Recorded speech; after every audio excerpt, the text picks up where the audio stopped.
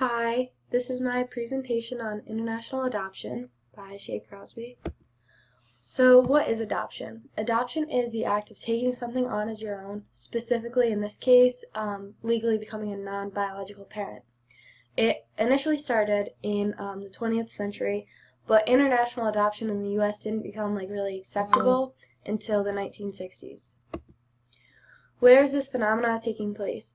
Mostly in China, Ukraine, and Ethiopia. Those are the three main places. And I'm also going to talk about the United States because so many people in the United States adopt children from these countries along with other countries. So on the map, you can see the maroon circles that I have are the countries that I'm going to be talking about. So as you can see, they aren't it's not like there's four countries that are right next to each other that I'm going to be talking about. The placement in the world of where these are don't have a huge effect on why adoption is so prevalent in these countries. Why is it happening? So for the most part, financial reasons, religious aspects, and medical issues are really the things that really play a big part in why adoption is so prominent.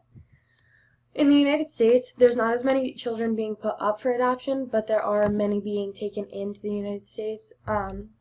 But as far as the kids that are being put up in the United States, the reasons are the unstable economy. The average cost of raising a child from birth to age 18 is about $245,000, which is obviously a lot of money. Not a lot of people can afford that, so many people choose adoption so that their child can have a full life. A lot of parents are incapable of raising a child at that stage in their life.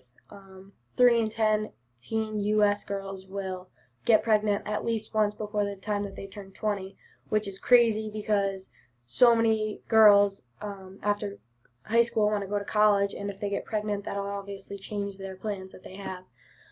A lot of people in the United States are also morally against the idea of abortion, whether it be just a personal reason that they don't want to abort their child, or if their religion gets in the way of abortion. This is a image that I saw online that I just thought was very interesting. It really lays out the different costs of raising a child, and so it really specifically points out that there's nothing like the $245,000 that it costs to raise a child. There's no really extra costs, like housing and transportation, childcare, education, food, obviously, clothing, and healthcare. Those are all really important things in raising a child and making sure that that child has a healthy and happy life. So why U.S. citizens are adopting from these other countries. There's more and more homosexual couples that biologically just can't reproduce. 21% of same-sex couples have an adopted child, and because same-sex marriage is now legal in all 50 states, these numbers are just going to go up, and more homosexual families are going to want to adopt children. Also, the infertility rates in the United States are very high. 12% of women and 18% of men have some kind of infertility problem, and this image right here shows that broken down more based on age, which I thought was very interesting. So China is one of the biggest countries that when you think of adoption, they definitely come to mind.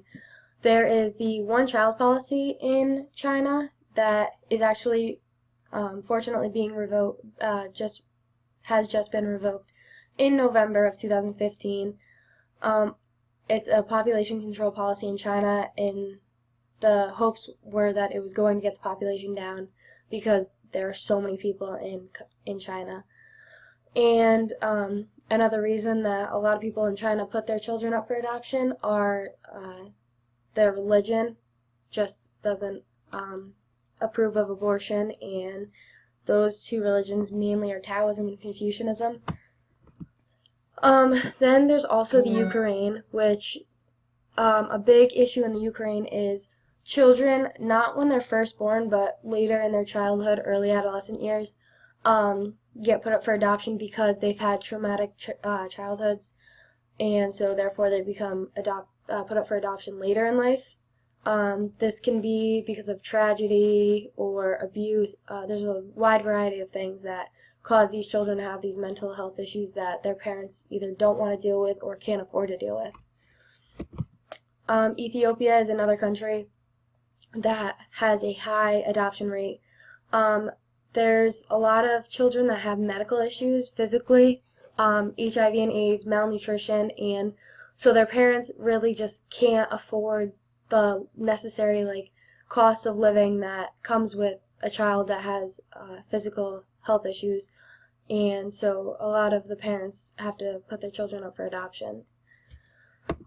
So why is it important to adopt? There are so many children all over the world that are struggling to have a good life, and there's a great answer to save that child from a life of suffering, and that is obviously adoption. Adoption is really good because it allows for couples that can't reproduce to have children of their own. It's a more universally acceptable way to give up a child that needs a better life than their parent can provide. There are so many children out there who need a home, and people out there who can give them a great life, that have the money, have the just abilities of being a good parent.